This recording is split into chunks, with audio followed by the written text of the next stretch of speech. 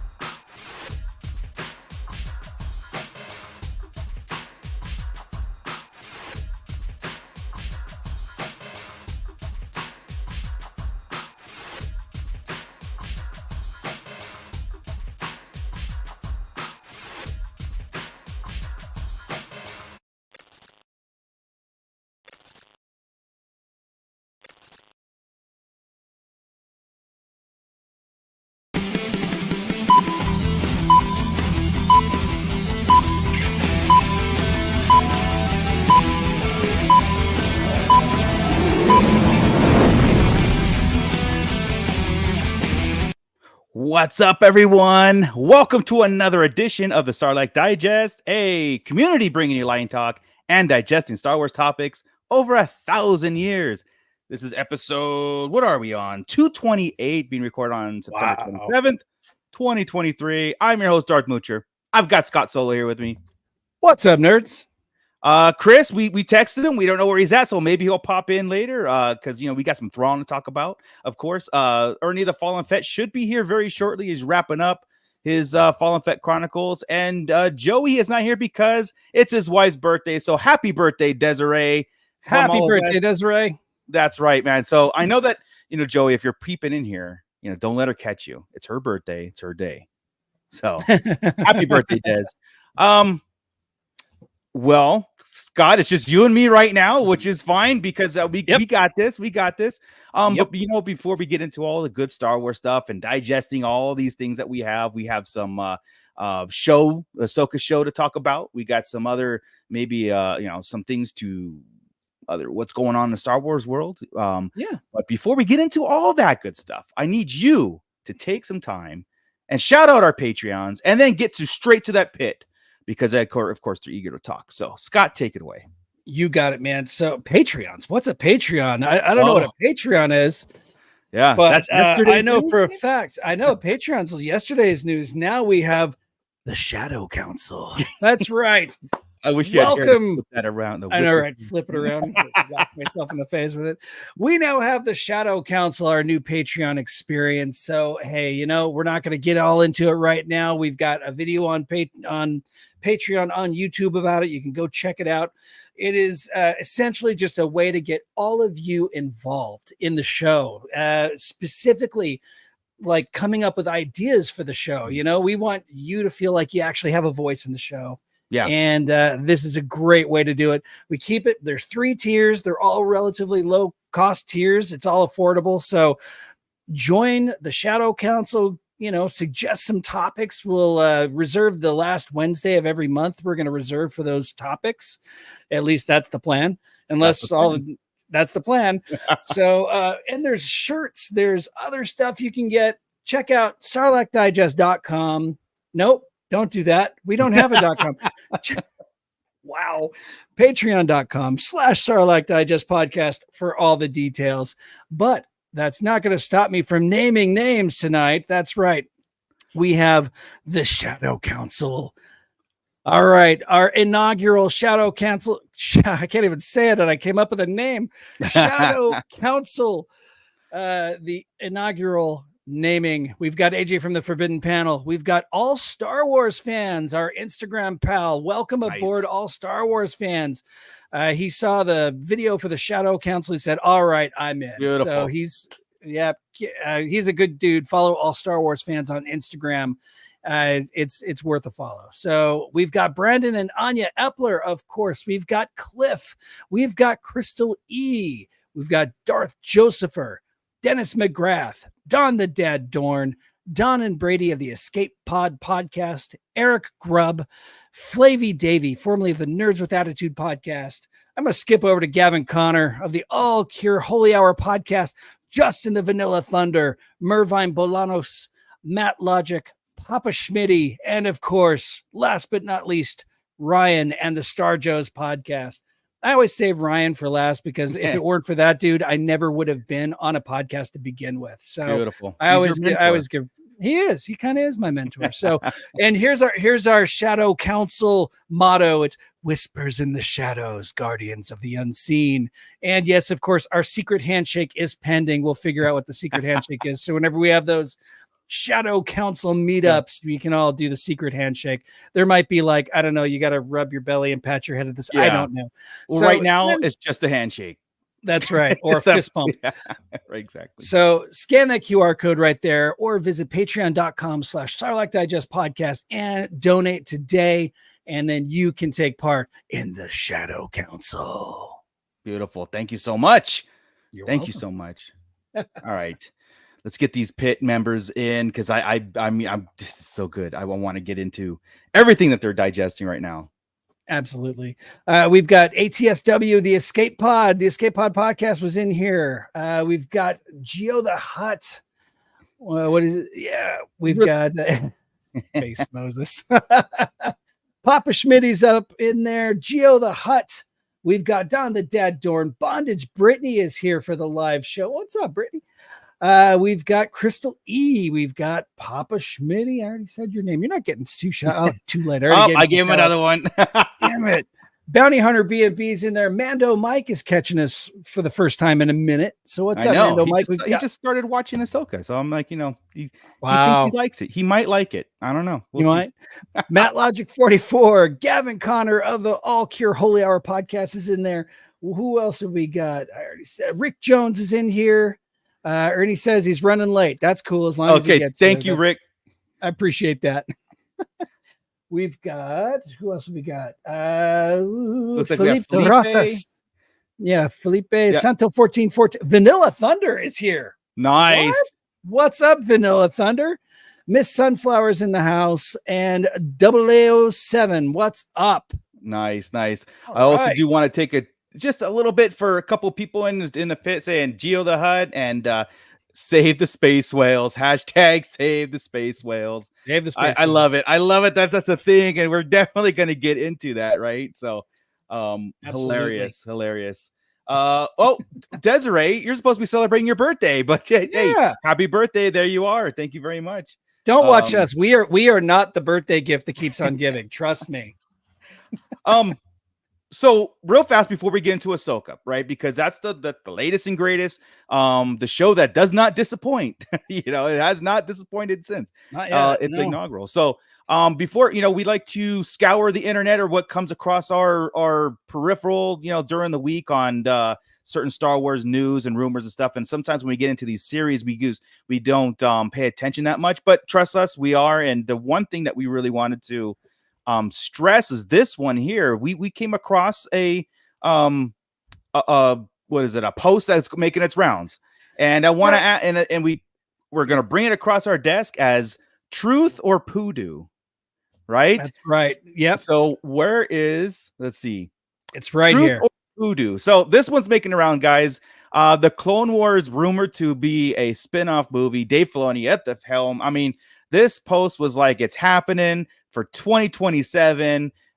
Just hold on to your butt. I mean, it was going around like it was, I had friends and family actually sending me personal messages asking me if I had seen this, how excited was I over this news that was coming out. And I'm like, hang on, wait a minute. So I did a little digging, and if you see, it says the source is Screen Slant, which I first did a search for Screen Slant. It does not exist. And then I'm like, wait a minute. All right, let me just click on that Yoda BBY ABY. And right there at the very top of his page, it says it's all sarcastic, made up comments and made up stories. It's just a whole lot of poodoo. Right. So, certified poodoo. The reason why we're bringing this, and of course, like even in our pit is agreeing. I mean, this is like, come on, guys. Our pit can smell poodoo a mile away also. But again, as it's making its rounds, we like to kind of like take those rumors and bring truth if there's truth to it, and dispel it when we need to. Of course, as we've always said, there's nothing's official until it's official. And we've been doing this for 6.5 years now, and we do our due diligence on making sure what is legit and what is actually coming out, or what has any foundation to validity bring to it. Yeah. So just, I mean, like I said, we wanted to bring it to everybody because it's starting to make its rounds. As cool as that may sound of a Clone Wars live action, de-aging budget's got to be $500 million. I don't know. I don't think Star Wars is in any position to kind of put that kind of money into it. Ahsoka is helping. The writer's strike is over, so things are getting back as far as like what us, layman's are concerned. Things are getting back in order. I know the industry has some growth or whatever they're doing, but it's good news for everybody out there that the writer's strike is over. We can get back into some cool stuff. Like Miss Sunflower states, SAG is still on strike. Well, it was in support of the writers also, so maybe that's close.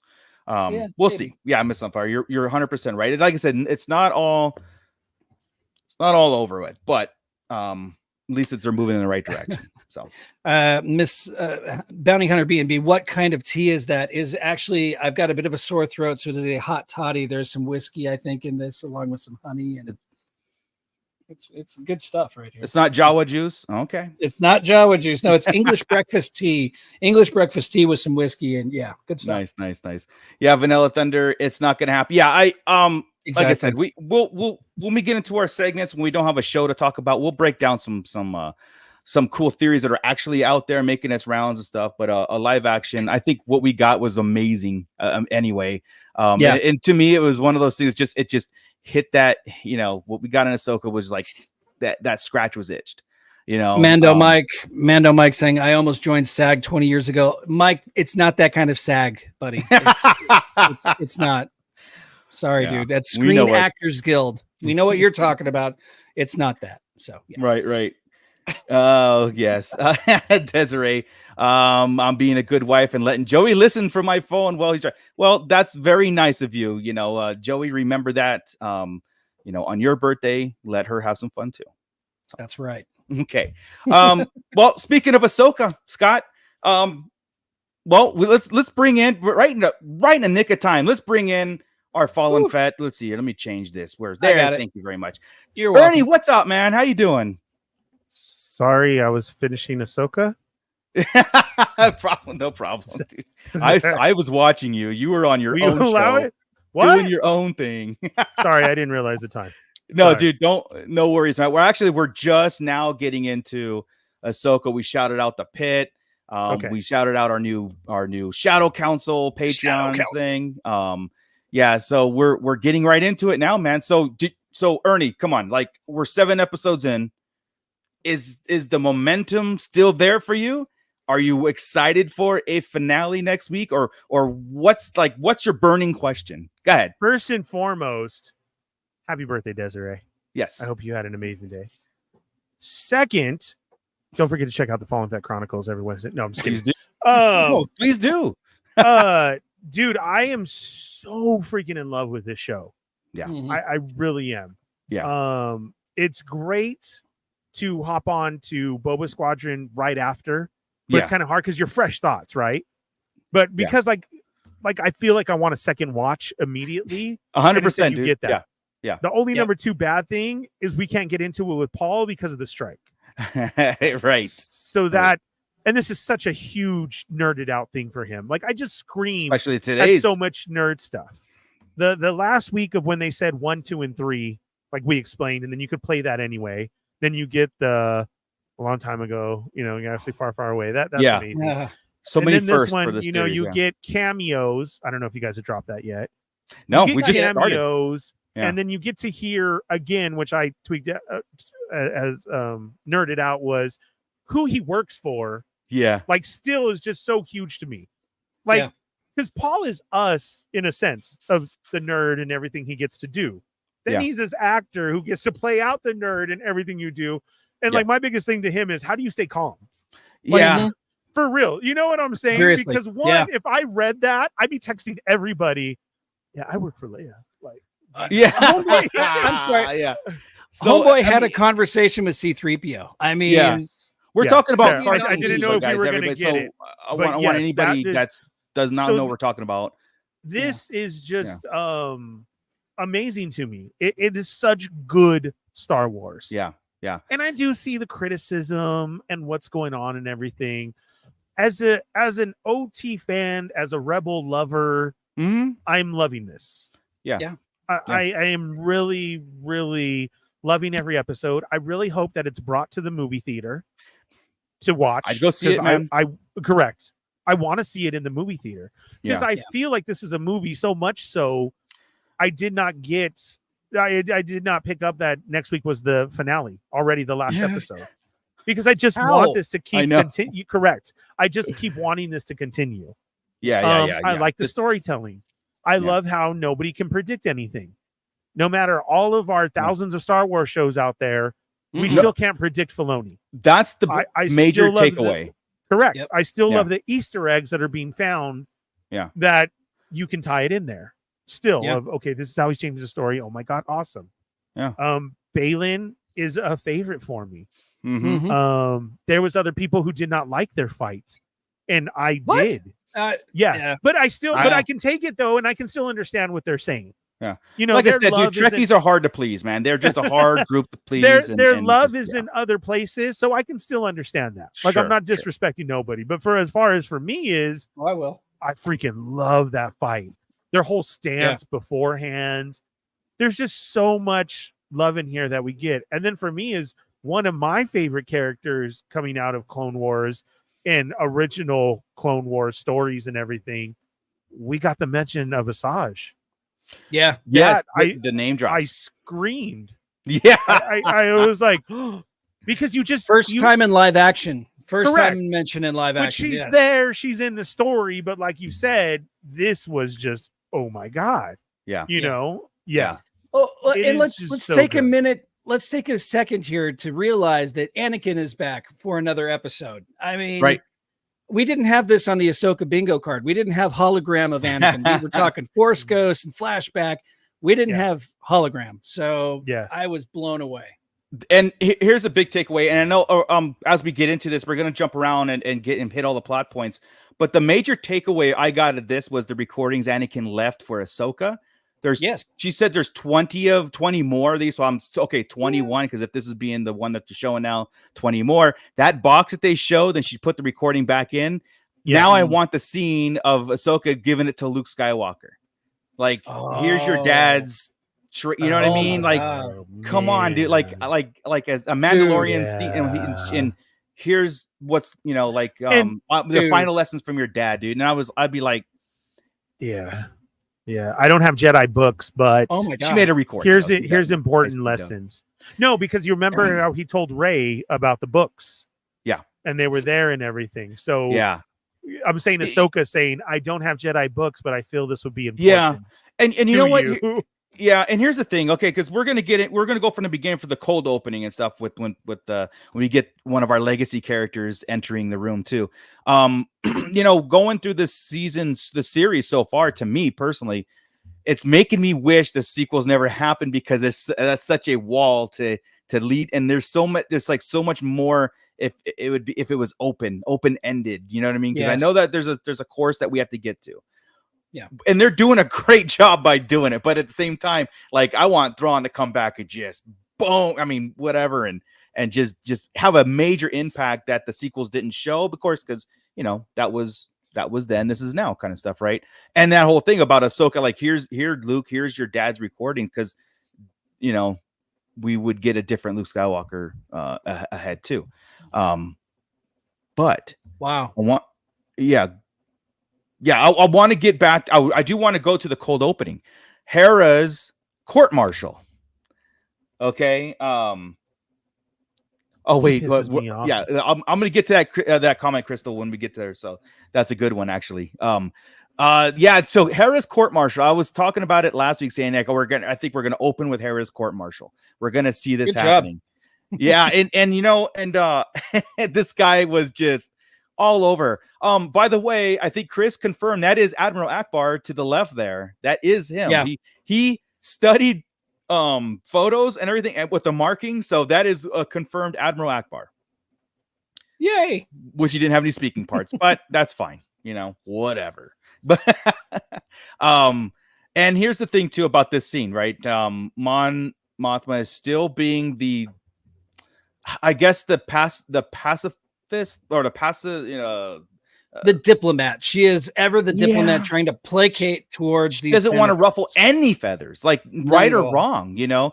You're right, Scott. Like, she knew what Hera was setting up, and when Leia's name was mentioned, it was all BS, and she still let it happen. But at the same time, entertaining. I forgot the dude's name again. Kaz's dad, just Senator Ziono. Okay, Senator Ziono. Even his just objections, and just like, Hera, this is all, you know, making, what is it like to advance you're making all this up to advance your own career and all that stuff, and she still let it happen and stuff. And I'm in that league with Chris, being like, Jesus, you know, like, new leadership is needed, or no wonder the New Republic fell. No one, and maybe that's the point too. Maybe that is the point of this moving forward. Maybe you know why the New Republic was so blind that the First Order rose underneath their noses, because they could not get past simple things like this, like someone saying there's danger outside. You know what I mean? I'm kind of worried about the fact that, okay, so Thrawn has a ship. We're all expecting Thrawn to come back to the galaxy. These idiots are all talking about not being militarized in order to stop a possible incoming threat. Yeah. And then we know that the New Republic they demilitarize. So yeah, is Thrawn going to make it to the primary galaxy? I say yes, but they're setting up the whole demilitarization thing really heavily right now. Yeah. They also mention like Leia is in charge of the defense ministry, or the defense league.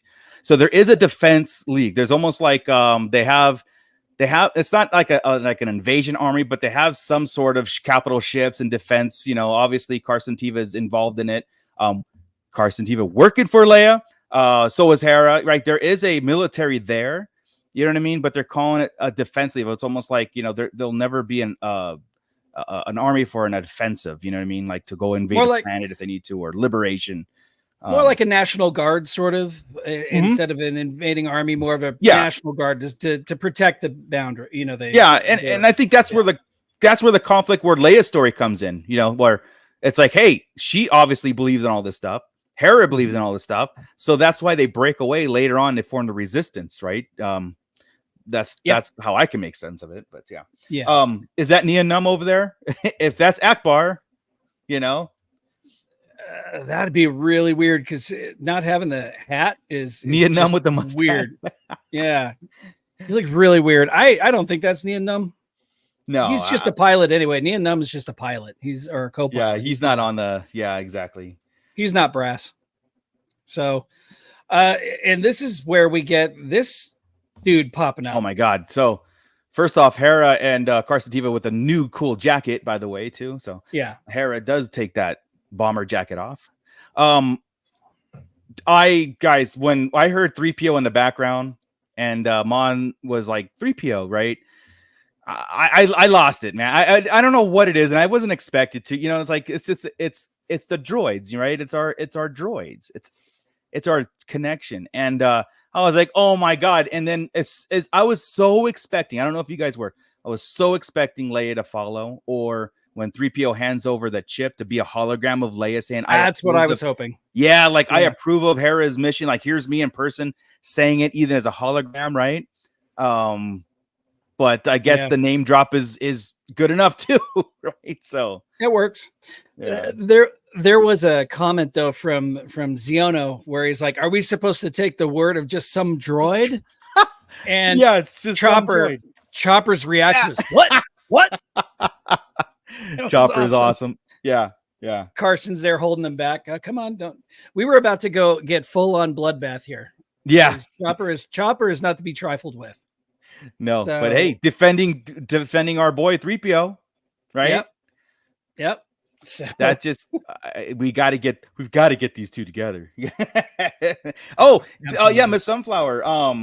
That's the whole. We'll get into that too. Zeb was recruiting.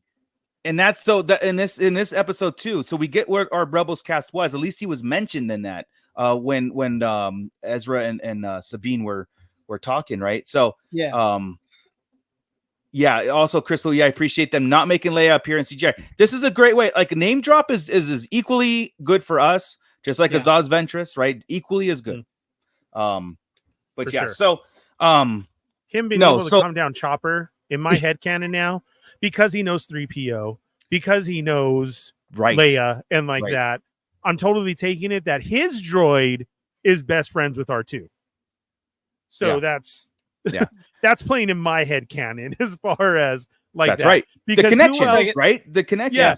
Who else besides Hera would you think could calm down Chopper? And he was like, oh, wait, Carson's right? Awesome. And Chopper was like, all right, right? Not Am I right? Here. Wait till he's outside. We got this. Yeah. I wish, because cool. we know Senator Ziono lives all the way through the First Order and actually survives the attack on Starkiller Base. So yeah, Chopper was about to commit another war crime, says Geo the Hutt. Absolutely. Add another one to his list. Yeah, so again, this cold opening saw Hera being exonerated, so she's fine. Mon was like asked her, and she kind of like went with the it's not a ruse, it was after the fact. Leia said it after the fact. She came to her defense, whatever. And Mon called her out on it, but at the same time, see, if Chris was here, he'd be like, it doesn't matter. Mon is get out of here. She's just going with all that stuff, right? And I'm tending to agree, but at least because I think I put in our chat, this was a Mon Mothma's resurrection story, not resurrection, redemption story. Thank you. Yeah. you could definitely tell that Mon was not happy with the situation at all, and I'm like, oh, calm down. Just we got things to do, man. Yeah, that's true. And the whole thing about them recognize or Mon even recognizing Thrawn, this is real, right? So like how big how much should we be worried? And she's like, look, you better be very worried because this stuff is real and what she knows. So it's coming to light. Now, let's see where it goes from here. I don't think we're gonna revisit this next week. I think this is it for this season.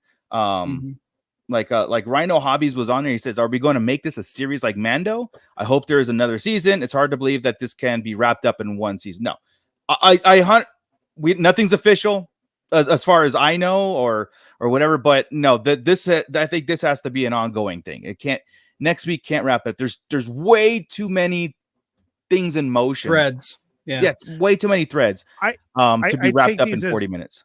I take these as all shows. 100%. These aren't just one-offs. I believe anything from a TV show to anything. If something is successful, then you get a season 2. And but as far as the Well, Star Wars ones, with the success of the very so popular The Book of Boba Fett, and then you got Mando, and then Andor, and like that. Yes, I feel like they go into this as this is our season 1 now for them being Disney Plus, right? So I don't take it as anything. The announcement of the movie for him, I think, is going to be a wrap up for all shows, and I don't see that coming soon. It's the announcement is there as fine as I think that's kind of a way of telling us there is an end game, and it's going to be the movie. Gotcha. Right? That's what I feel. But I do feel like these are written as that's seasons. what it was. Yeah, 100%. Dave Filoni said his movie is the wrap up of all these shows. Carson Teva's character in it mentioned Moff Gideon and the Imperial remnants out there as a threat. So there's that. So we know now we have an official timeline that this takes place after Mando season 3. So we know, so there's no question anymore if it's running, at the same time after. So that is cool. And I think this picks up in Mando season 4. Right, and then picks back up in Ahsoka series season 2, but not necessarily with a focus like Ahsoka's course. Focus on her. Thrawn might be a focus on Mando 4, like this kind of teeter-tottering back and forth. But again, combining as one major thing, culminating into the movie. So, dude, we're so used to movies. The 3 movies to tell a coherent story. And then we get these shows that tell these more complex stories. And now we've got this world that's been built around Carson Teva. Everything that happens in this universe kind of, I did that for our friend's benefit. Carson Teva seems to be at the center of it all. Yeah. Where's the figure? But could you imagine, could you imagine 10 years ago having this much of an intricately woven story coming at us, from TV shows, knowing that it's all building to a movie, that it's all building up and up and up. Yeah. And to think it all started with a lone gunman on, going to pick up a bounty on some forlorn planet. And that's all it was supposed to be. Right? That's all it was scheduled, or it morphed into this. And it just exploded. Yeah. When you catch fire, this is what I mean. This is it's a snowball effect, and I think like I said, I know we're in Star Wars in a very, very good position right here. Yeah, and we're, like I said, Dave Filoni, we're in good hands. But these callbacks are brilliant. Like the whole thing about tying in and having that tie into Mando and Clone Wars, like making this thing like a big cohesive unit that when people that they haven't watched Rebels or Clone Wars, they're getting the gist. And they're filling in the blanks of their own heads. Like we did that for years with the original trilogy talk about you fought with my father in the Clone Wars. We put it in our own heads what that was. We had no context. You know what I mean? And so this I think it's doing a very good job with that. Especially again getting into the Ahsoka training as they're still in hyperspace, right? And Anakin's messages, his trainings during the Clone Wars, saying like, look. This is what here's how to focus. Here's the things. I'm not always going to be there. And the fact that those even exist and she has them and Ahsoka's still latching on to Anakin and not what he turned into. And I think that was part of that lesson when she was in the World Between Worlds too. Like I've got to focus on, like you said, Anakin was a good master because I believe Thrawn's going to turn this on her somehow, some way. He's going to manipulate and try to, He's brilliant at it. It's all going to come full circle. So I think she's preparing herself to remember the good times kind of deal, right? Remember the lessons that Anakin was so good at and what he learned and what he provided. I think I forgot who it was, but mentioned about like, if there was going to be any recordings about him, either dark side lessons or not necessarily turning to dark side, but dark side lessons, like don't give in because, but see, Ahsoka did it in ways in the Clone Wars too, where she had moments where she acted like Anakin, meaning I'm going to take over this room forcefully. Anakin would just cut people down, and he did it in the Clone Wars. He walked in a room, killed everybody in there. Well, I'm over exaggerating, but he took matters on his hands. He's like, I don't have time for like Jedi shit right now. This has to be done. And we saw glimpses of that. So I am wondering in that too, if there's going to be any of that kind of stuff where that's the divide where Ahsoka needs to separate, or will that be like the strength? I don't think so. I think we're probably number one. I don't think we'll get any lessons imparted from Anakin after his turn. After his turn, he didn't give a shit. He didn't care about anything except his empire. So I don't think we'll get any lessons there. I do think, like what you said, I think we're right there. That the last lesson he had to give was what she learned in the World Between Worlds. Yeah, I don't think we'll get any farther. But look at Don the Dad Dorn coming in with the old timey comment. Mon Mothma could pluck a chicken and not ruffle feathers. Yeah, my father-in-law with the that's like very clever, right. Don. Right on, I like that. Except for she definitely ruffles Chris's feathers. So she does ruffle Chris's feathers. Yes, yeah. I'm sorry. This is the one of the final lesson. Ahsoka, stay away from sand. Oh boy. But what a cool throwback. Azaz Ventress's name being thrown in there. I know that she died in the books. But it'd be very cool to have a threat like that, to come back and maybe she's Merrick. I don't know. Maybe Azaz Ventress is Merrick. Maybe that'd be cool. No, who knows? Yeah, it's so funny. Like, okay, so like I said, the thing about just the introduction of the Night Sisters itself, and then you hear her name. Yeah. So I mean, it's so hopeful to anyway. At least we got a name. But honestly, I'm good with it. You're right. Everything that we've gotten and everything that has happened is just so much, right? Like that's the cool part about it. Is these guessing games? Is these what about this? What about that? And the story that unfolds in front of us. And David's doing such a good job by connecting those dots with us. Yeah, like even the banter of I do like this show, but I don't like this. I don't like that. That's absolutely fine too. Yeah. Absolutely. Nothing is perfect. Exactly. But as far as an enjoyment of the show, it's amazing that, because even though if you're saying about what could be wrong with it or the points that you don't like, you're still talking about it. That's right. And especially with this show. That's the point behind it. And I'm not saying it's bad either. No, it's good. Criticism everywhere is great. Bashing is bad. Talk about it. Yeah. Constructive criticism is bad. Yeah. When you go in their arms folded and you just go downvote, downvote, downvote. Correct. It's kind of like, well, what are you offering to the conversation other than trying to just get a rise out of people? But exactly. Nobody can go into this series, even though, like I said, they might have nitpicks and stuff, but no one can go in there and saying that Dave Filoni is not connecting the dots to the Star Wars world. There's nothing that's happening with these characters. The things I'm reading though, especially on like our new Patreon member, all Star Wars fans, the things I'm reading on his threads on Instagram are just batshit crazy. Yeah. And there's a point where it's just like, just walk away. If you're so unhappy and you hate everything that's being done, just walk away. You will be so much happier if you just step away. Yeah, exactly. Julie Ann Fernie checking in, just stopping by real quick, recovering from surgery, but wanted to say thank you for what you do, guys. Julie, thank you so much for that super chat. I hope the surgery was non-evasive and anything, not depriving anything, but yeah, man, like recover well. And thank you very much for checking in. Now go get some rest. And and we are here for you. Absolutely. So thank you very much for that. That was very generous. I think she upgraded her midi-chlorian, so I got a midichlorian infusion. Yeah, right. She should be fine. Good. Nice. All right, good. May the force be with you, Julie. Yeah, absolutely. Thank you so much. Thank you so much.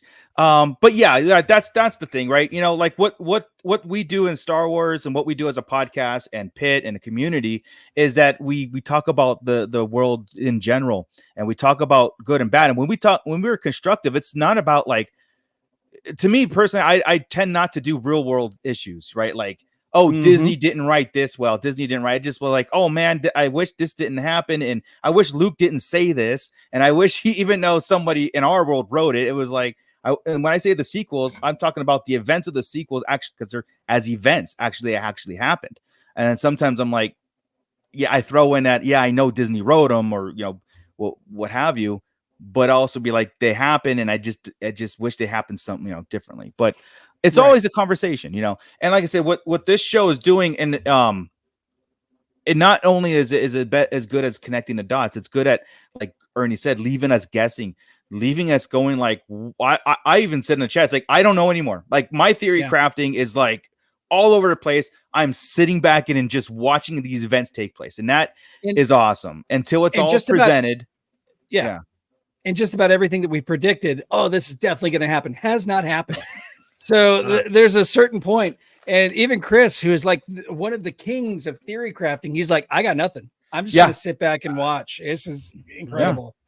Yeah. Exactly. And so so what Thrawn did in this episode, the major thing that he did, besides being like showing the world, and I think it was a point, they had to show Thrawn in his element, strategically, just masterminding every situation. Morgan's second guessing, but he's way 2 steps in front of Morgan.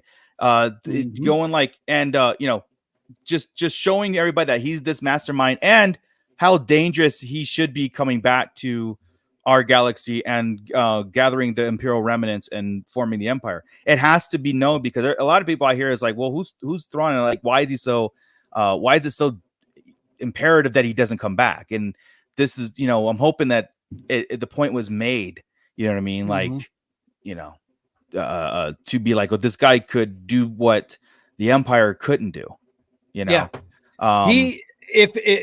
took the unpredictability and the Force to stop him, because the one thing that he doesn't seem to be able to quite wrap his brain around is how the Force works. He's a science kind of guy. He is not and Ezra, with his unpredictability, using the Purgles to drag him out here, is the only way they were able to defeat him. Otherwise, the rebels in Star Wars Rebels, they were screwed. There was no way they were making it out of there alive. That's right. So that's right. If that guy, who now has a bit of an understanding of the Force, gets back to the main galaxy, they're in trouble. Yeah. Well, he obviously knows, like he gets into like what a Jedi would do, like when he was flushing Ahsoka out of the debris field, and basically like, I need them all in one place so I can get them all, and this is how to do it. And because Morgan's like, you have her, just kill her. It's like, yeah, but then we still got these threats outside, so maybe she can lead us to, it's like all strategy, and like he's always 2 steps ahead of everybody, and even mentioned it. I'm always trying to be 1 step ahead of everybody, and it was great. Confirmed the stormtroopers are just stormtroopers, loyal to whatever. They're not dead troopers or anything like that. Unless there's a scene next week where the Night Sisters go to all the dead troopers and raise them again, that would be cool. Just like, they'll just come back and go right back in the ranks. But Thrawn did mention, these are acceptable losses and stuff. So there was no green mist coming out of them. And so that would have been, that was something that everybody thought, was kind of going to happen. But it was one of those things where I was so enthralled with the story going forward and Bane and all that stuff. I was just like, well, that didn't happen. Well, okay, let's just, we'll move on to something else. But you bet your ass I'm watching it like this. Definitely. I go, there's smoke. There's smoke. Oh, there's just smoke. Again, with the unpredictability, we think we know what's happening. We don't know crap about what's happening. Yeah. So 2 takeaways from Thrawn this episode. One was the strategy of time. He's buying time, because whatever they're gathering, there was that graphic of those right there. The once it fills up, they're out of there. So the question is, what are those, right? Those is it fuel? Is it I don't know. Something from the Night catacombs. Sisters. Night Sisters. Yeah, Night Sisters in general. Could you imagine? The translation up top says dead bodies. Oh, does it? No, it doesn't. Oh, okay. Son of a. Damn you, fallen fat. It's an army of Night Sisters. That's it. Confirmed. Yes. And next week's Truth or Poodoo we will. Yeah, exactly. Wow, Bootleg Joe, look at this. Taken from Desiree's birthday funds, and here's $5. Here's my absent fine. Sorry, guys. No problem, Boot. You're not supposed to say it out loud. Thank now you, Joey. Des is Thank all, you. what? Yeah. Hey, man. Yeah. But yeah, Chris's that... feed just keeps going up and up. Chris hasn't reported in. His feed's going up big time. Yeah, you can't use euros, Chris. You got to come back and give. You got to do your currency exchange. Yeah. Bondage Brady. I'm going to get to that in a second. That's a good question, actually. Because I think we will. But yeah, so the two takeaways from Thrawn is we know his game plan here of escaping. Basically, when that is filled, whatever they're gathering is filled, they're out of there. He doesn't even care if Balin, Shin's on there, all that stuff, right? And the other takeaway is he's discovered who Ahsoka. He had Morgan dug out the files, and he made that comment, Anakin Skywalker as being her master, and that's key because he knows who Anakin turned into.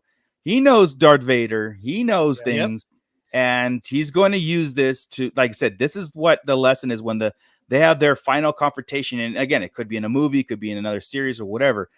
That's what the fuel for Thrawn is, and this is exactly what he does. He wants to know his enemies through and through, which makes him so potent, so powerful. That was awesome. Her master was General Anakin Skywalker. I love how he still refers to everything as General, right? General Balin, General Skywalker. Yeah.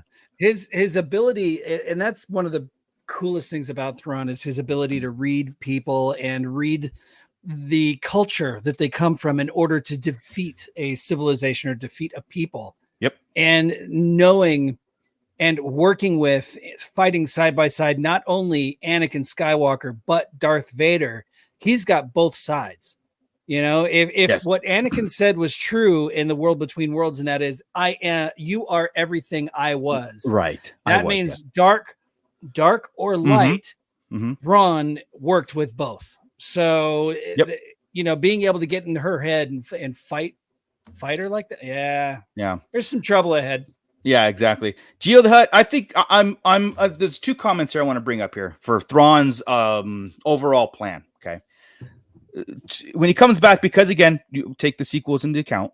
I don't think there's going to be like a little isolated war or whatnot to get the Leia's resistance going, and then the First Order is still under the shadow. So two things, in my opinion.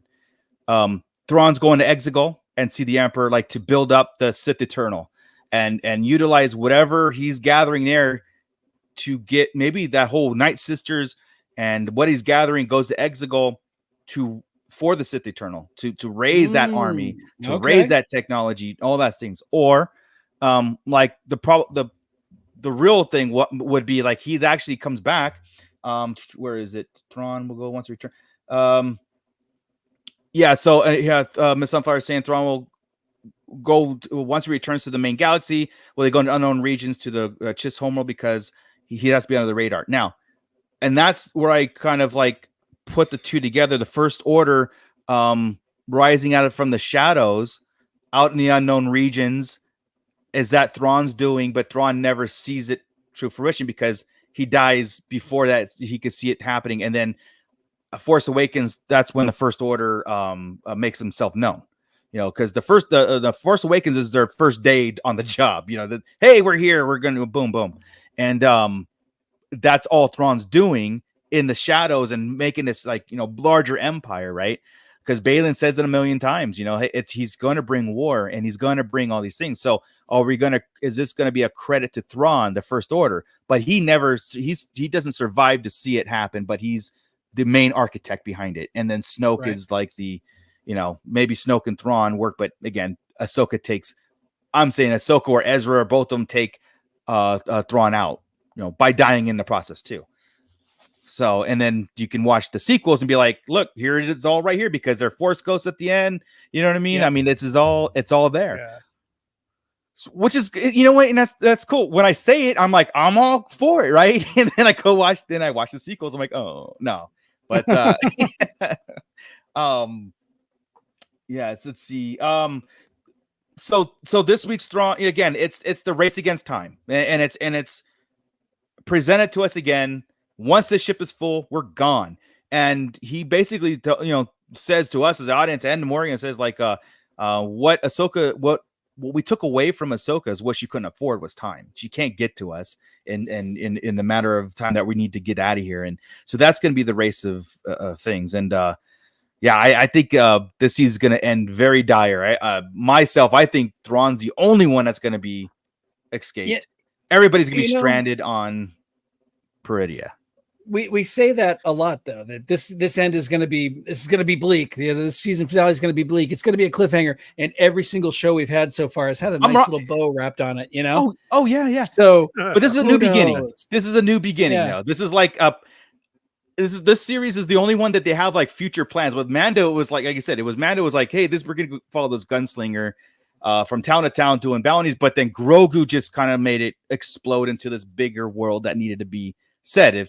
And then they ended it with the Darksaber, which that had to lead into other things, other Mandalorian lore. So yeah. Mandalorian, yes. Yeah. Bondage Brittany's making some good points too about Filoni staying away from larger connections to what's out there. And I think if you take that kind of comment and put it to this show, he's actually introducing us to a lot of new stuff in Star Wars that we can explore that doesn't have an impact on stuff that we know happens in the future, meaning whatever is going on Peridia, whatever Balin's looking for, what this stuff could have impacts way beyond the sequels or from the past or just in this series as this threat that almost happens, right? It's all up in the air, man. It's all up in, and that's the thing about this. It's great because we get to talk about it. Like, I don't know what's going to happen. That's great because I have like 5 different directions. And all of a sudden, we're watching. Oh, there's the 6th direction. Where did that come from?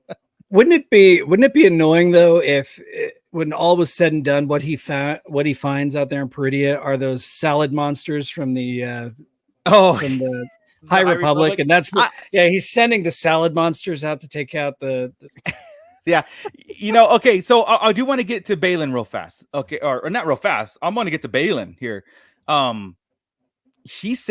So. Before Ahsoka finds him and have battle number 2 and makes herself, known that she's alive and all that stuff. I love this. I love this. He's obviously, like Shin. This is where we part ways, and he gives her final words of wisdom, and tells her, go take your place in the coming empire. Like and he says, I've seen your ambitions. Like, this is what you want to do. I'm on a different path. Right, I'm splitting, and because I have this different future, and Shin just like late and takes off, and like that's fine with me. That's what I found so funny is how she took off. Yeah, she's like, all right. Yeah, but there is this look, she gives him this like, you serious, bro? You serious right now? As I always take this now is you're so old because my kids always look at me that way. Yeah. What is it that he says? He says, impatience for victory guarantees defeat. Yes. And yeah, isn't that awesome, dude? Come on, man. So there's the moment here. Shin goes off and goes and tries to fight Ezra and Sabine and tells Thrawn where the coordinates are and join Thrawn's ranking and stuff like that. Now, because again, is it something that she's just obeying Balin, or is it like true that she wants to live in the glory of of an empire and just live out her life and rule? You know what I mean? Not be a part of like a bigger thing where Balin is telling her, look, I'm on a different path that's basically wants to end all these repeat, cycles of empires, fallout, rising, violence. Yeah. And there's a great moment here in this series, or in this episode with Balin when he's fighting Ahsoka. Okay. And Ahsoka escapes, fast forward to her escaping. He kind of like takes a step towards where the direction, and then immediately looks off in a distance, complete opposite, like focus or that calling, whatever is calling to him. He regrouped, and he kind of got a little like, okay, focus, and I know what I've got to do. Let Ahsoka do this thing, and let Ahsoka be a part of this world, because when he says you're alive, but she is disappointed. He says not at all. And I think he wants Ahsoka involved in the fight on that end, and probably Shin involved in a fight on that end, while he's like you guys have playtime. You do your little playtime, rise your empire, destroy planets, whatever. Because what I'm seeking is destruction of everything, and nothing's gonna matter, and then life has to start all over. You know what I mean? And that's where my headspace is now. Again, Interesting. Could be completely wrong. We frequently are with this one. I mean, again, there's an avenue that happens to intertwine with us sometimes, and we nail it, and then there are other ones where we come very close, and then we just veer off on our own thing. But that's what line talk is. That's what Star Wars is. I almost feel like there's been a couple of instances before dueling where Baylan is like, should I ask her to join me on this? It feels like there's been a couple of moments where there was almost some kind of a pride in what she's, in her abilities and whatnot, talking about Anakin and being Anakin's Padawan. And I feel like if he was just a little more dark side, he would go to her trying to gain a new apprentice. Yeah, maybe. But maybe the point of his is like, this is not a group effort too. This is something where I need I'm doing by myself, because it's like, because otherwise I'm just another emperor or empire or false leader, where it's like, if this is my beliefs, I'm going to go in this trench by myself and bring on this, because this is my calling. And it's probably why he cut Shin loose, because it might have been like an impeding death sentence for her, following him, going in this direction. And upon repeat too, we thought Shin left. Maybe she's going back to Baylan. I don't know. Upon repeat watch, because I'm jumping ahead. Sorry, guys, but maybe, but there could be somewhere where now Baylan and Shin butt heads, because Baylan's like, I let you go. Why are you here? Like, why are you? That's back? Where I think it's headed. That's my thought. A confrontation between the two of them, because Ahsoka, she's questioning him now, right? Like, why do you want me gone? And stuff, and Ahsoka, Ezra, and Sabine have to get off this planet. They don't care. All they got to do is get back off the planet, get back to the main galaxy to stop Thrawn, right? Yeah. They don't care what Baylan's up to. Shin cares what Baylan's up to. So I see Shin following him. Yeah. But I think it was out of necessity. I don't think it was out of like, I need to follow my masters, like, because she got defeated on the ground there by Ezra, Ahsoka, and Sabine. And I think it was like, well, the troopers took off. Thrawn's going to take off. Where's Baylan? You know what I mean? I think that's where I was like, out of necessity. Over loyalty? Necessity over loyalty? Well, just like, I'm stranded here now. I can't get back to the ship in time. And let's go see what Baylan's doing. You know what I mean? Like, I think she really took off to be like, okay, bye, master. Later. Emotionless, no conflict about it. It was like, okay, this is where we part ways. Boom, gone. Yeah. If there was a little more struggle, then I can see that. Like, if there's a more like a question in her mind, like, why do you want me gone? Why do you but there was none. Yeah, she was out. Yeah, she's like, I can go. She just rode away. Like, it's like you told your son or daughter, hey, you can go out tonight. What? Later. Serious. Bye. Yeah. No. She rode away like, I'm gonna kill everyone. Yeah. Yeah. Also, just look up late for work. Too late to join. It's never too late to join. Call out sick. You don't need to go to work today. Star Wars is life. That's right. No, we're here all night. This is Bondage. Brittany's bringing up the Zepho. Evidence points to Zepho dark origin. Baylan can use his life force like Ben Solo to resurrect the Zepho Lord. And can write him out of the show that way, instead of recast or transform. I was reading, because I haven't played the new Jedi Order games, Fallen Order, with the Zepho on there. I knew that they were an ancient race, and there was some hieroglyphics or some markings on the Night Sisters temple that referred to the Zepho and as this ancient beings. But from my research on it, they didn't seem like they were anything like world taking over kind of stuff.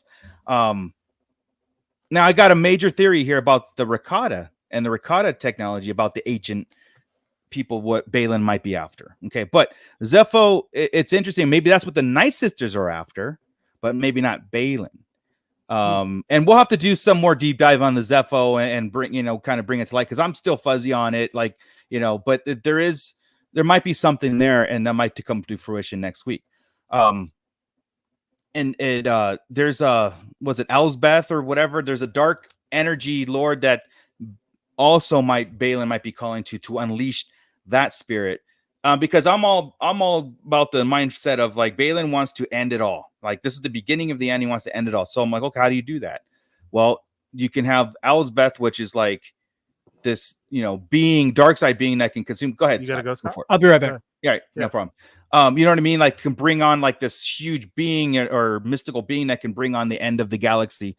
Or you can go ancient Rakata, which were the original dark side users that had armies and civilization and billions of soldiers and slaves that ruled the galaxy, and they were dark side users before the Sith were, and the Sith actually overthrew them.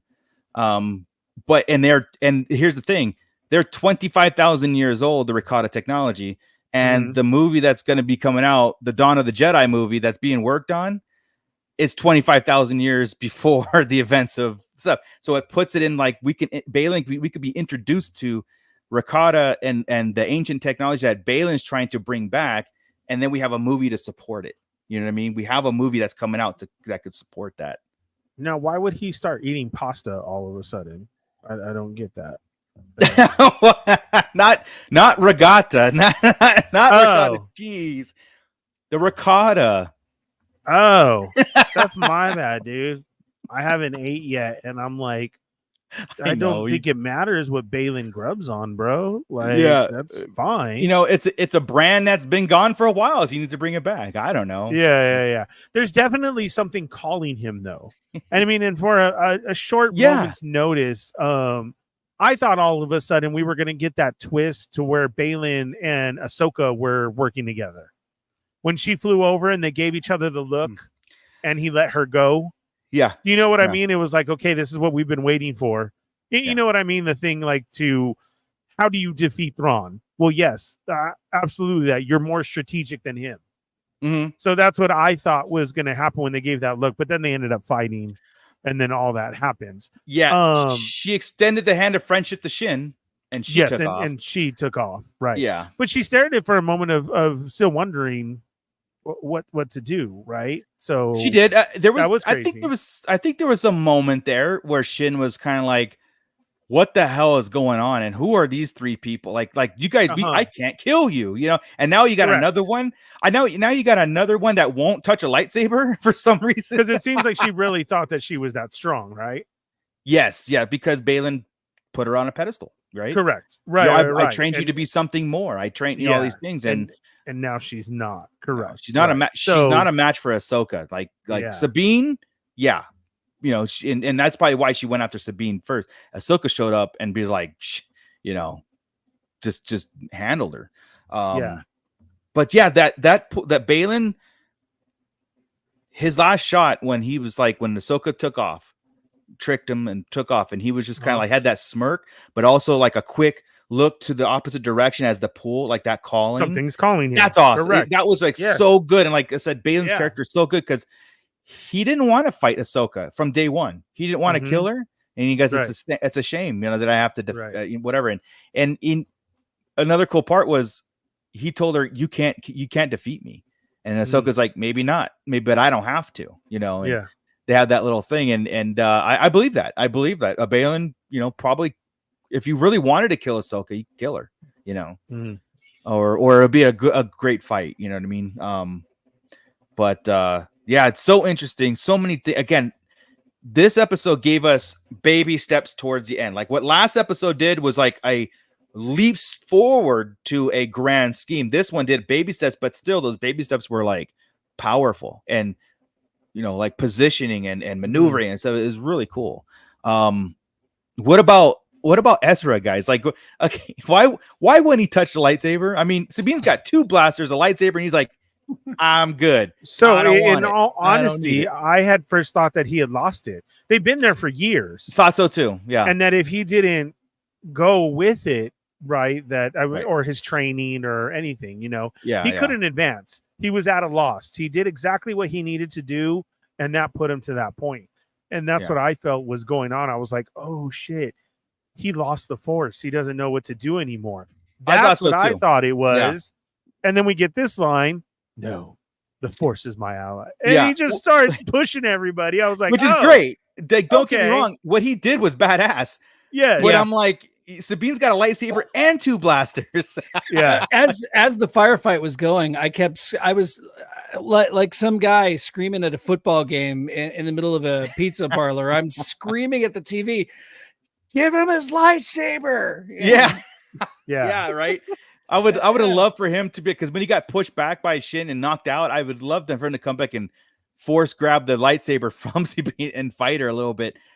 Which is, again, it's you see the growth in Ezra, right? I guess he's been isolated and he's been living like a monk, or this whole time, and so and now he's stronger, connected in the Force, where he feels that he can defend himself without a weapon, and obviously he did, but kinda, he still got manhandled a little bit, but it was kind of like, there's, again, Dave Filoni never writes anything that's just for the sake of it. There's got to be more to it. You know what I mean? Maybe there is something towards where he wants to leave that part and he doesn't want to touch a saber. I don't know. Maybe, but I will say this. I said it last week, and again, the dude, he's Ezra. There's no doubt in my mind. This dude's Ezra. Perfect casting, and the voice, the acting, the way he is right here, how he's trying to negotiate, kind of silly with the stormtroopers and with Shin. It's like this dude perfectly captured Ezra's spirit. Yeah, and his band and the chemistry with Sabine. Yeah, it's like you're watching a cartoon and their interaction. It is really taken right off the pages from that. It was good. Yeah, it really is. Yeah. So, and again, the Ahsoka Ezra reunion was cool too. But here's the thing too. He's like, okay, now I'm really going home. Like nobody's told Ezra yet. Yeah. Again, he's been here for years. Yeah. Yeah. Even though the Purgo are gone, Thrawn's and Sabine is the only one who knows that Thrawn's leaving. As of the 3rd day, and that's gonna. Because Ahsoka doesn't know this, and Ezra thinks they have a ship somewhere, right? He even mentioned it last week. He's like, yeah, so when are we going home? It's like, I'm done with this. And so I think, oh, man, I'm preparing myself for something. Yeah, me too. This line right here, though, this is her response to whenever he asks, so the Emperor is dead? I love this. And instead of going, yes, she just says, that's what people say. Love it. See? Yeah, Dave Filoni, man. The fact that like, as again, I one of those things, and guys, I'm easy to please with Star Wars too, but the fact that they mention these kind of this dialogue exists where Ezra, because this is where I want a Thrawn to ask, what the hell happened since I've been gone? What am I coming back to? What kind of empire is waiting for me when I come back? Why should I even come back? Kind of deal. But Ezra's asking the questions. So the Empire is defeated. The Emperor, the Emperor is dead. And she's like, yeah, that's what they say. So and then that's when she said, Zeb's off recruiting. Hera's in charge of, the defense, all that stuff. And like, that's a great recap. You know what I mean? Which was really cool. It's great. I'm sorry. His somehow Palpatine. That's what it is. It's somehow Palpatine died. I don't know. That's the thing. Very nice. Yes, all Star Wars fans again. Yeah, I love this episode. I think I enjoyed it more than most. Again, it was another. There hasn't been a filler, and this is and here's the thing. This episode was the closest thing to a filler episode we had this in 7 episodes, and I would even consider it a filler. But it's the closest thing, meaning. Again, baby steps, a little bit of information. We got everybody together. Just like Morgan says, all our enemies are together now, but Thrawn's like, doesn't matter because we're out of here. We're taking off. And you're absolutely right. And I don't get, and it leads back to I don't get what people are complaining about the show.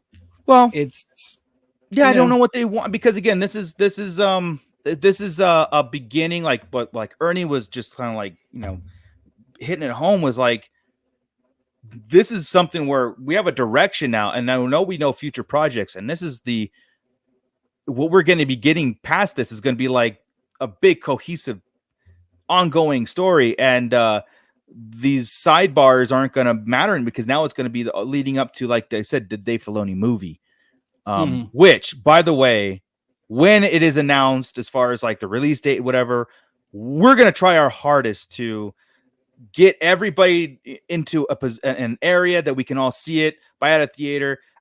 And I'm going to say right now, it doesn't have to be where we live. You know what I mean? It could be somewhere where it's a little bit more common ground, because I would love, like, a lot of us to get together to watch the movie. You know what I mean? That'd be amazing. Yeah. So, and also, we're not going to travel to England. I mean, like, I would love to. Trust me, I'd love to. Dude. I'll go back, but yeah, no. Yeah. I'm not, when I say common ground, I'm not saying like, I would love to, but anyway, I'm excited for that, because that's something to look forward to, but what are we expecting next week, guys?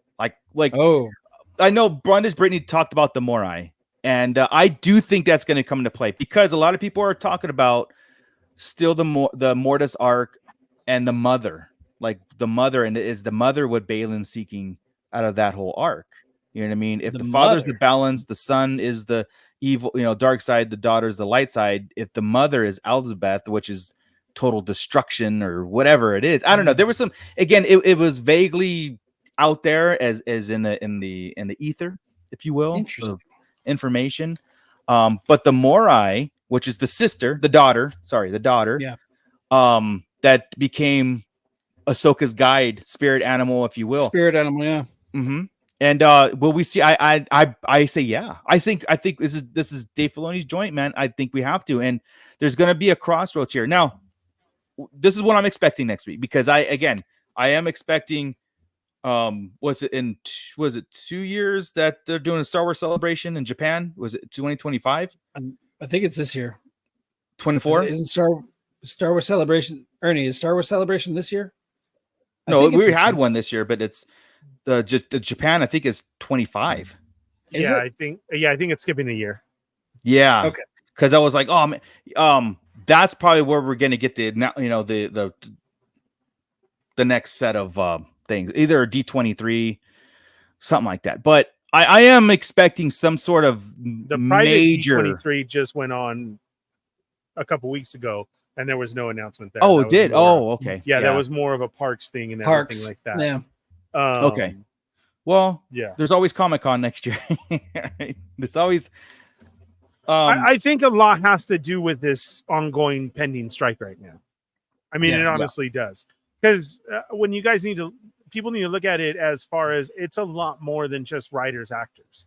It's the whole. It's the whole unit down to the people. Who bring you coffee, and that's been their job forever. Yeah. They're not able to work. There is so much into it, so it's not going there. It's not happening. None of these announcements can happen right now. So I do think we will be waiting for quite a while. I think even after this next week's episode, everybody's going, I can't wait to hear that announcement of season 2 or something. And it's going to be a little bit before any of that happens. Right. No, 100%, dude. Yeah. 100%, because this did push everything back 6 months to a year or whatever, production and whatnot. This is my, again, I don't think things are going to be resolved next week, and to where things could be like, oh, look, we resolved a lot of issues, that more new issues could come. Just like, it's not like a regular Mandalorian season where they kind of finalize things, and then the next season's a whole another set of problems that he's got to solve. I think this is a different direction that is being taken by Disney and Star Wars, which is I love, is the fact that when next week ends, we're going to be sitting with our jaws on the floor with Thrawn's return. We're going to see a death or two. We're going to see Balin's ultimate source of whatever he's the intro to whatever he's looking at. And I do believe that we're going to see our heroes stranded on Peridia with no way home. And there'll be some creative ways. World Between Worlds, not Purgle again. I think they're gone. They're like out of here, which was, I love that too. Like they came in, mines, and they're out of here. They dropped Ahsoka off and done. And I think it's going to be maybe definitely what the F, Ahsoka. Yeah, hey, what's this? Gone. See if we take you anywhere again. Yeah, we've been doing this for years. Again, because it's leading. Again, it was a point of stranding everybody on this thing with one way out, and I don't think Thrawn is going to let people hijack his ship or stow away on his ship or whatever it is. I could be totally wrong, and they all could be in the little catacombs and be hidden away in a cargo department on the Chimera. You know, but wouldn't it be possible. so?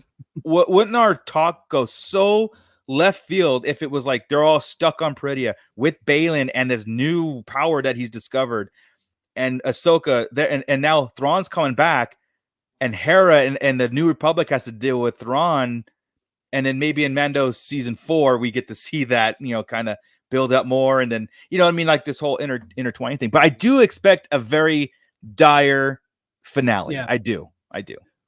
I don't see it leading into Mando season 4 that directly. I see Mando season 4 taking off on his own, being the bounty hunter again, a little bit, because he has. I think I'll start reestablish himself as that, like it did in the first season. Yeah, I do agree with. I think we're going to get. I think we are kind of going to get a cliffhanger where Thrawn is back in the galaxy. I think somehow or another, Ahsoka and the crew will find their way back to the galaxy. Yeah. But yeah. I think the main cliffhanger is going to be Balin unleashing whatever. That would be into the galaxy. Goosebumps. Yeah. I would be. Yeah. That would be cool because it's the great unknown, you know, it is the great unknown right here. We know the Imperial remnants are out there. We know they're rallying or behind Thrawn. So we've got that. We've got the, you know, we don't usually have a 3-faction kind of war. It's usually always the Jedi versus the Sith or the Republic versus the Empire.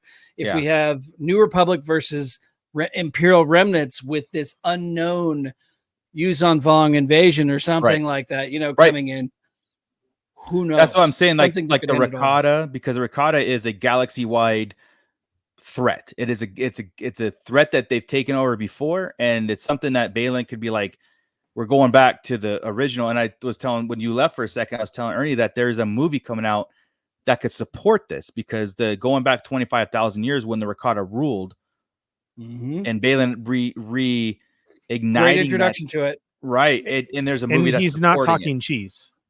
No, not regatta cheese, ricotta. Yeah. We had some people talking to an Italian, Ernie. I know everything about pasta and cheese. All right, so that's what I'm saying. I'm hungry. Don't leave. And me he does on. it like it is. So whenever he talks like it is. So whenever he talks, ricotta. It's not regat. It's not regat. That's what I thought. We need it though. And my apologies to all of our Italian listeners. I'm sorry. Well, that's just me. I don't know. Gio the Hutt. I mean, Gio is a very Italian name. So Giovanni. Yeah. So yeah, I mean, Ernie, what's up? What's gonna happen next week, man? Come, like, dude, I can't even fun and games. Or he's signed an NDA. He can't say shit. There's that too. Wake up from a dream, but I can't even. I can't even begin to tell you. Like, it's just. There's so much, right, that everybody, like I said, there's thousands of Star Wars shows out there, and nobody has it right. Like, it's so. And Dave Filoni just crazy. Going like they got but it's also so good. Yeah, I don't know. I hope it's super long. I hope it's not a short episode that's been going on. Yeah. Sometimes it is what it is, Scott. Some of those other ones, right, that we saw were like 27 minutes compared to the 35. Wait, what? Yeah. What is this? Like, I don't know that how long it's gonna be, but I hope it's like super long. And if that I want to know that it's gonna lead to season 2, that we're gonna have so many questions. But we're not gonna be mad about it. It's gonna be like, oh my god, I can't wait. We're going to be mad that we've got to wait for what comes next. Correct. That's what we're going to be mad about. Yeah. Mad, absolutely. And excited because we get to talk about it, and we get to whole slew of emotions. We get to live in the world for a while. You know what I mean? Not just a quick resolution and a one and done kind of deal, and we just kind of go on our ways. We get to live in the Ahsoka world for a while until Andor and everybody, Bad Batch 2 or 3, sorry. And we still got Skeleton Crew too, so that was promised and probably pick back up and maybe push back a little, but that's going to be something I'm curious to see how that ties in, if it does tie in. So in this new space, whatever new space is. Yeah. He knows what he's doing. He has it ready, so it's not like we're going to be when or why or what. I mean, he has it down, so it's just a matter of time, I would believe, of what's going to happen, and what we're getting. And I'm all here for it, though. All those shows, bring on all those shows. Let's keep this going and ride it out. And here you go. This has been my favorite. The only thing that I can hope for is that there's going to be sometime in December special movie presentation of Ahsoka. All 7, and if not, I think you can still rent the theater for the day. Yeah. Here's my Disney Plus account. Let's watch. Yeah, like I'm serious. They still if have it's that not like that, rent Ernie, the theater for the day. We should just get together and have a Ahsoka marathon. Just Costco pizzas, Costco dogs. Yeah, I'm in. This is our theater for the day. Who wants to come? 100%. Like, because this is something that I feel I'm so into it every week, and I love it so much. I would love to see this on the big screen, and I know how long that's going to be, but still, I doesn't want matter. to. Give me an intermission so I can go use the bathroom. And Yeah. Well, here's the things, like, it's again, and I'm talking like it's already been said and done, because I'm trying to relish in the moment of Ahsoka series as being like just a series that's hitting home to a lot of us, and it's reinvigorating a lot of the talk and the excitement, because it's given us Star Wars again, right? It's given us a lot of cool things, and I'm trying to draw out the final moments for next week, right? I'm not like, as much as like I can't wait to get here. I want to, like I said, just live in the moment in it, and remembering how like the lead up to Ahsoka series was so fun, and talking about it, that I believe that whatever we get next week, it's going to be like our next couple of shows are going to be a recap of like, not just what the show, what the events of the show, it's how it impacted the rest of the story, how it impacted original trilogy, prequel, sequel, all those things. And that's going to be fun to delve into, you know what I mean? Because now it's making us go like, all right, like let's go into whatever Balin is discovering or bringing into the fold, because I'm sure that's going to be a thing that's going to be, an EU source or whatever. Night Sisters. Let's talk about the Night Sisters. Let's talk about these things that the show brought to the front, right? So it's like our shows, it's not like our talk is not going to end next week. You know what I mean? It's not going to be like, but now we have this in our arsenal, and now we're going to be like, oh my God, now we have the full picture or season 1 picture. What does this really mean? And that's where I think the fun talk begins. And there's no way that Thrawn gets stranded out there, and because that was one of my thoughts last week, was Thrawn's probably going to get stranded. There's no way, now that we know he's got cargo that he's trying to deliver or that he's taking into the known galaxy, and we don't know what that cargo is. There is absolutely no doubt in my mind he's getting there with that cargo. Well, he's leaving.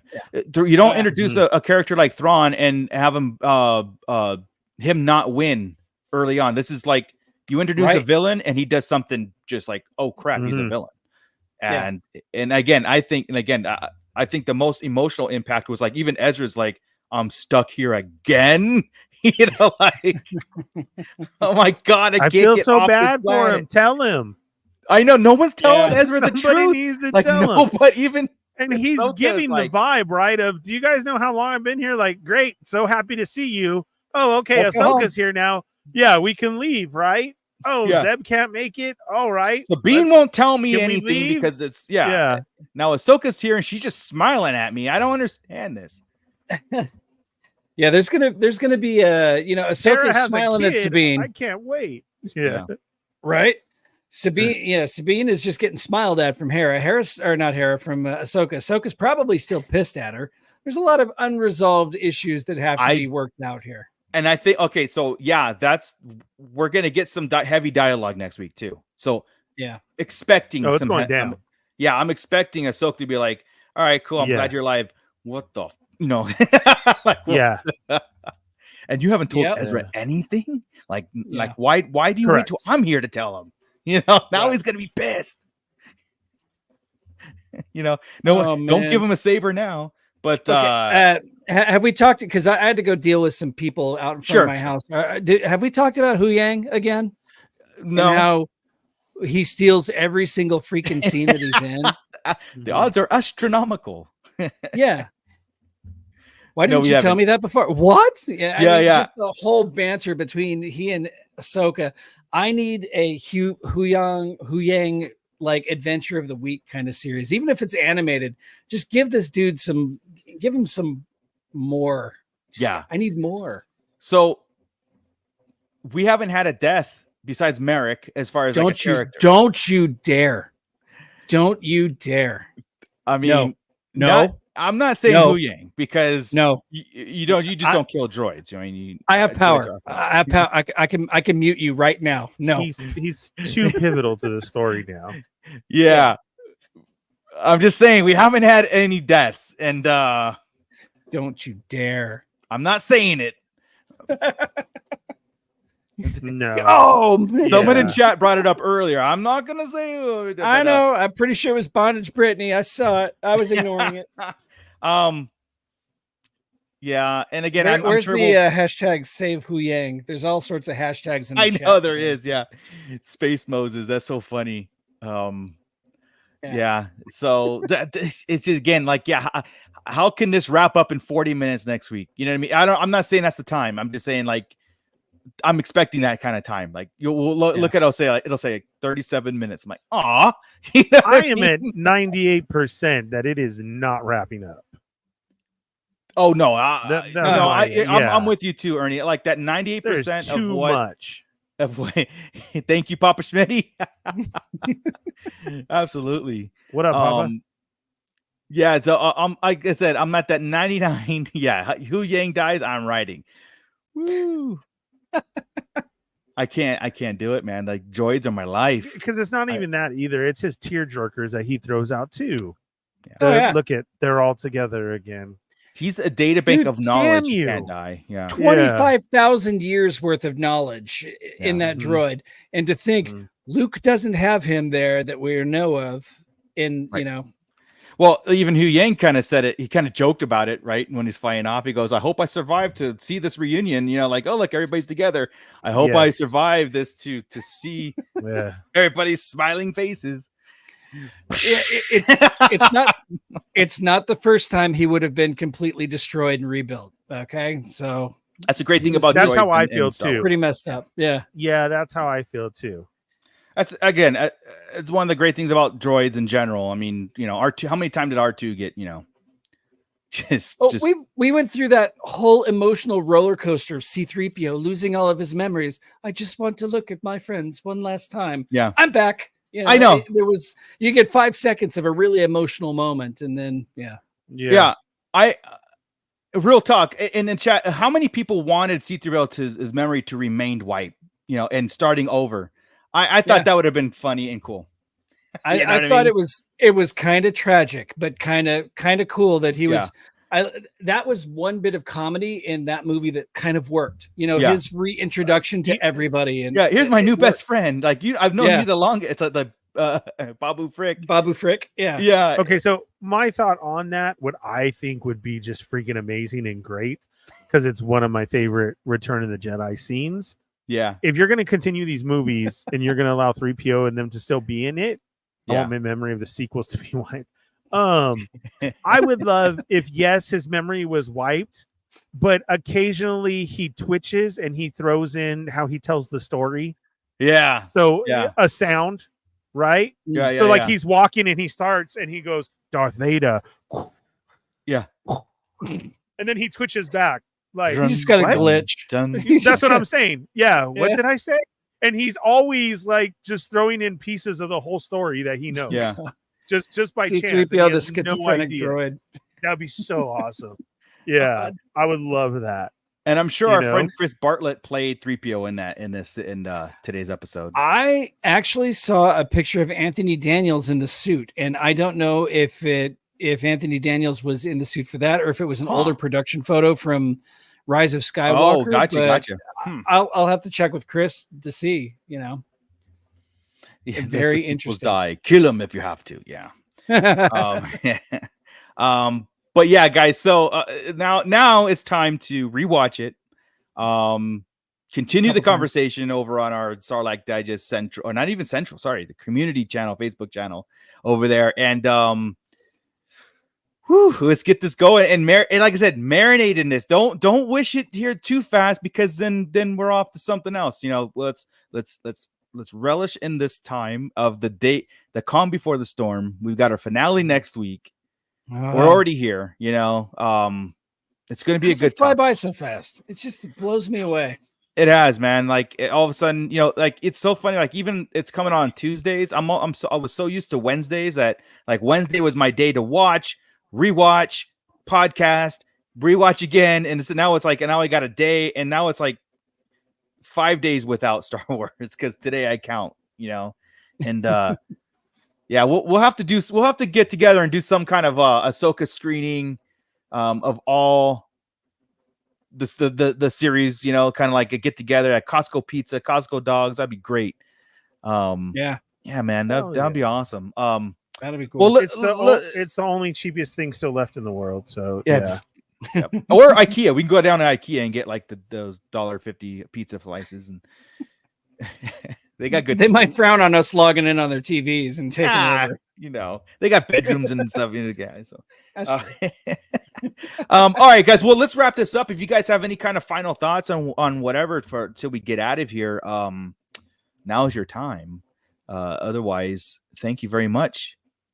And become a member of the Shadow Council. There you go. Become a member of the Shadow Council, and get in on the action. Help us steer this ship. Help us help you. That's right. All right. Well, thank you everybody in the pit. Thank you, Julianne Fernie, for the super chat. Thank you, Joey, for the super chat. Happy birthday, Desiree. Everybody in the pit has been so just in there and keeping this community alive and staying positive and being critically constructive when we need to be. We're never shy of that. So we plan on continuing and doing more. We will see you next week, of course. Like, subscribe, tell a friend, do all those good things. I know I just said it, but I'm going to kick it over to Ernie to really kick us out of here and be professional about it. But let's get Ernie to 500 subscribers too. So if you haven't done so, go over to the Fall Effect Chronicles and subscribe. Don't unsubscribe and then resubscribe. Just subscribe if you haven't. Doesn't help anybody. That doesn't help anybody. And listen to his shows. His shows are priceless. I have them in my ears every Wednesday before this show. I might not chime in the chat, but I'm in there. It's not weird at all. It's not weird to be in. No, Ernie Marco's in my ears is beautiful. I love it. It's fantastic. So please, go over and subscribe over on the Fallen Fat Chronicles. I greatly appreciate that, everybody in the pit. Let's see if it happens, because I've been stuck at 422 for 3 months now. So let's at least not even 420. It couldn't even be good. It was 422 for 3 months. Can one person go over and subscribe? Fallen Fat Chronicles. Look it up. Save Mando Mike, Chase Buds. Yeah. Thank you to all the pit for being here tonight. We greatly appreciate it. Yes, if you wonder when I'm on, it is right before. It is 6 p.m. Papa, if you want to go do that, I'm not. Yeah, you got some. Yeah. I don't know what you're talking about or what that means, but everybody here makes 10 fake accounts. Go over there. Bots there. Yeah. Then I'm finally there. Thank you very much. No, thank you, Pitt, very much for joining us and everybody who has joined the Star Wars community. Rhino, so has Chris. Rhino says, I've been stuck at 420 for 20 years. Chris is a little bit longer, but yes. Thank you for that. Oh, yeah. The Hutt. Don't whales go there to die? Then Thrawn was making it happen and they dipped. Yeah. Bruh. So now they're going to go die somewhere else. Yeah. I said the same thing for reals. And they're just pissed at Ahsoka. What did you do? Yeah, like, hey, what is this? It would be cool if they spit her out. You know, Yeah. it's just like And Shin Hati is just like, oh, wait, I'll go with you. This guy kicked me out too. Let me ride with you. Hey, you can go if you want to. Oh, bye. Yeah. Okay. You can go Bye. play I with hope your you friends find if your you dad. We didn't touch this either, though, did we? Yeah, Ahsoka yeah, we did. reaching Yeah. out to Shin. Oh, did we? Okay. Yeah, we were saying that. We briefly said like Shin was offered that, offered the Ahsoka help, Olive come to branch. us, and she dipped. She thought about it though. She did. I love the make space hooters happen. I don't know what is happening. Bounty in the B&B, pit. It's incredible. you have the ability to create a space hooters and then make your photos. Oh, absolutely. I'd subscribe to that. Let's go. Yeah. Yeah. I'm sorry. These hashtags are great. They're out of control. Safe Space Hooters Discount Wednesday. Yeah. Anyway, you gotta have go the for it. Go for it. No more distractions. You got to have the coupon. Thank you to the pit and our Star Wars community that is ongoing and growing. Yes, everyone who has contributed to the Patreon and become part of the Shadow Council. We can't wait to see that grow. Don't forget all that brand new merch that we have out there as well. So many cool shirts, hats, everything that you can go pick up. Take a look at it now. Speaking of merch, for all you collectors out there and action figure collectors, thank you to our sponsor tonight, Tashi Station Emporium, for all your figure stand needs. That Scott is going to show off right there. I would love to have some of my own. I don't. Look at look from Black. I show it every week. Series It is just look at that. What is Sabine standing on right there? Oh my God! Look, Hera's standing on one too. Yeah, they're not falling. They haven't they fallen. do not. They might lean over, but they're not falling. Look at the blast doors and the background walls. Tashi Even my Station Emporium. G.I. Joes up there. My G.I. Joes check are it on them out. too. It's amazing. God, G.I. Joe. Quick, take it so into your toy room. Everybody wants to see the toy room. freaking awesome right now. Yes. So Tashi Station Emporium. Thank you. The link is down below as well. And be sure and follow us on all social medias, the Sarlacc Digest, from Instagram to TikTok, YouTube. If you are new here, please check out our YouTube, to where we have so much more content constantly dropping, constantly going on as our community keeps growing. If you want that 24/7 Star Wars talk, go over and see us on Facebook. You can even watch there. If you're out and about and something's wrong, you lose signal, you can find us many places, and then especially too when we're live. You can we are check it streaming out on as Facebook and YouTube. So yes, correct. So something's wrong.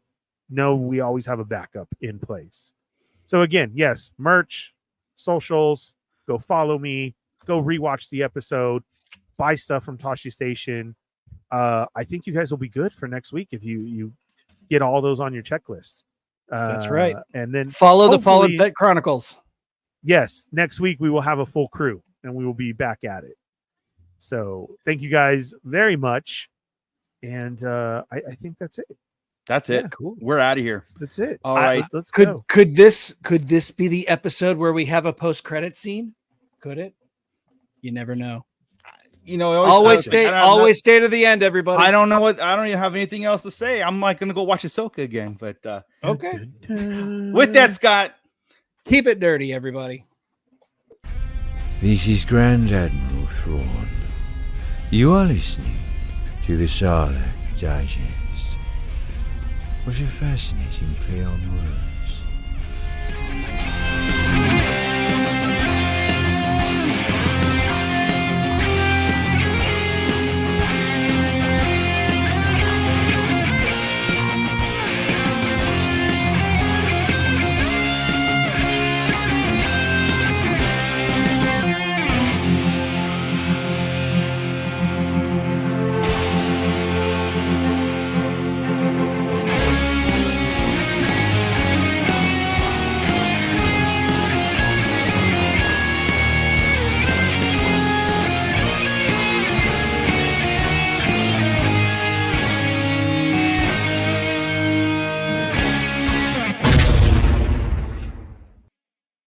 Whispers have begun to swirl in the Outer Rim territories of a secret cabal codenamed the Shadow Council. This mysterious group appears to be financially connected to a fast-growing community known as the Sarlacc Digest. The Digest is well known for spreading news, rumors, and theories from all across a galaxy far, far away. The Sarlacc Digest Shadow Council is a complete reimagining of our previous Patreon support system. We have always said, you, our faithful listeners, are the Sarlacc Digest, and this new Shadow Council is designed to give you, our Patreon supporters, a greater voice within the show. Here's how it works. Each month, we will present the Council with 3 or 4 possible topics for discussion through the Patreon page. Depending on your tier level, the Shadow Council will then vote for their favorite topic. The winning topic will be presented on the 4th Wednesday of each month. Certain tier levels also have the opportunity to suggest topics for the show, which will then be voted on by your fellow council members. No topics are off the table, as long as they're PG-13. We know some of you. If a topic continually gets struck down or gets no votes at all, we can dump it for a new topic. Here's how the tiers work. Up first is the $2 Shadow Council Prospect. Shadow Council Prospect receives a weekly shout-out as a thank you for your support of the show. Up next is the $5 Shadow Council Senate. A Senate member receives a weekly shout-out, the ability to vote on monthly topics, the power to suggest monthly topics, and automatic entries into any Sarlacc Digest giveaways. And lastly, we have the $10 Shadow Council Chancellor. The Chancellor receives a weekly shout-out, the ability to vote on monthly topics, the power to suggest monthly topics, automatic entries for those giveaways, permanent discount in the Sarlacc Digest Spring Shop, an exclusive shirt, and maybe just a few more surprises along the way. If there's a tie in the monthly vote, the cast members of the Digest that are currently in the council will cast the tie-breaking vote. If you are already a Patreon supporter, congratulations! You are a founding member of the Shadow Council, and you're grandfathered in at your current tier level, though you just might want to consider jumping into a higher tier to unlock some of those cool benefits. So that's it, everybody. The Sarlacc Digest Shadow Council. Consider joining by logging on to patreon.com/Sarlacc Digest Podcast and join today. Thanks a lot. Keep it nerdy.